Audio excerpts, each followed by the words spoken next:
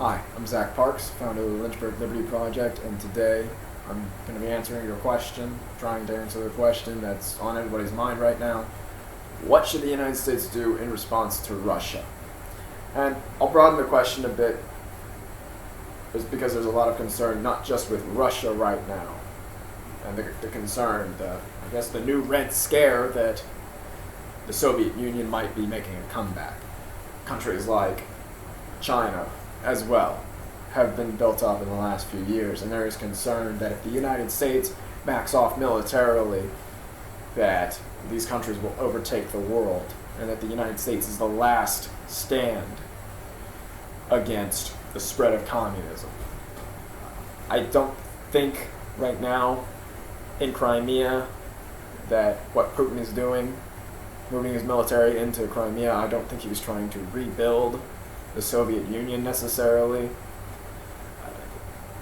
I think mostly Russia is trying to secure its military assets, which that doesn't mean I approve of Russia or I'm siding with Russia, but I am saying that I think this is being overblown. But what should the United States do in response to these rising threats? Let's say the Soviet Union is making a comeback. What should the United States do? Well, for starters, I absolutely do not believe that the military response is wise. I believe that will escalate very quickly. Two countries with enormous military stockpiles and nuclear weapons going to war and using Europe as a battlefield is going to end up with a lot of people dead. Probably a lot of the West obliterated in a nuclear holocaust.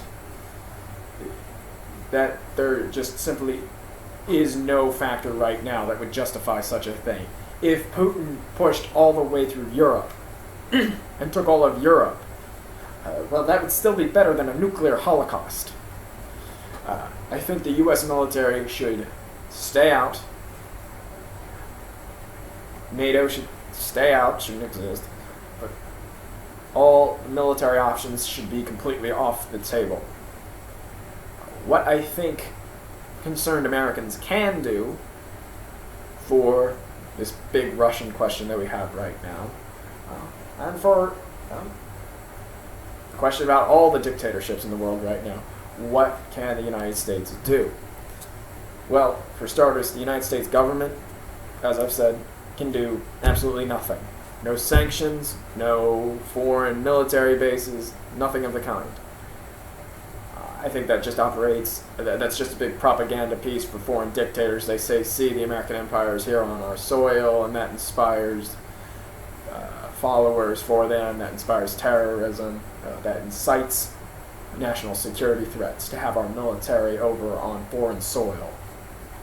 Instead, I think what we can do is, instead of relying on government to do things, because that's what you're doing, if you rely on military for that sort of thing, you are relying on the government.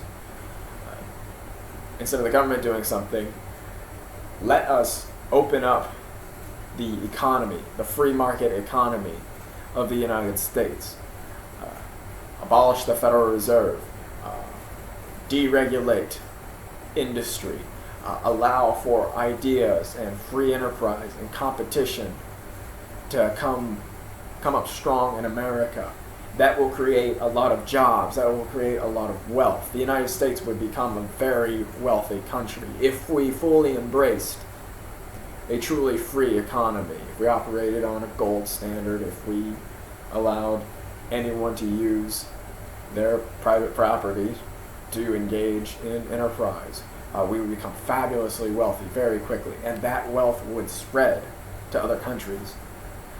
Jobs and industry would open up in foreign countries, and that's something that greatly inhibits dictators. When people have jobs, when people are able to be independent, they have their own income, they can have their own houses, and they can educate themselves through the spread of ideas and art and literature that comes with free trade.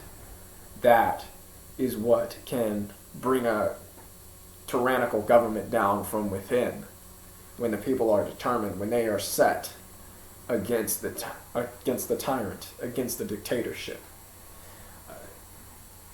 And on top of that, there is also a national security advantage to free trade. If countries like China and North Korea and Russia are financially dependent on the United States, because the United States is an outpouring of wealth, and the only way that they're going to get it is if they continue trade with the United States, then they're far less likely to attack. They're far less likely to make moves against the United States, because that would disrupt this golden goose that they have found. It would disrupt their trade, and it would hurt their economy. And so they are unlikely to bite the hand that feeds them. And the longer the United States remains this neutral, wealthy example, that's going to hurt a lot of the dictators. A lot of people in foreign countries are going to demand that they be allowed to engage in free markets, in free trade, in free speech, to write their own books, to spread their own ideas, to be allowed to exhibit themselves in art.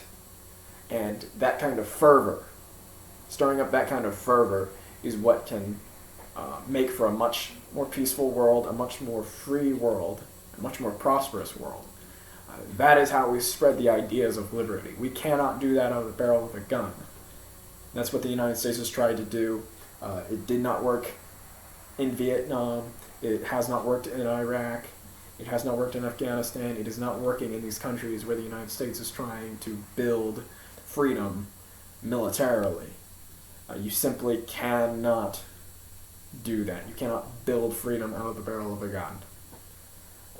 Free markets and the free flow of ideas, totally absent of government intervention, is what we need. That is what will take down any kind of hypothetical rebuilding of the Soviet Union that we might be seeing. That is how we maintain our national security. That is the libertarian plan for protecting us from dictators and for fighting foreign enemies. But we are concerned, and that is our plan, and that is what we are trying to advance.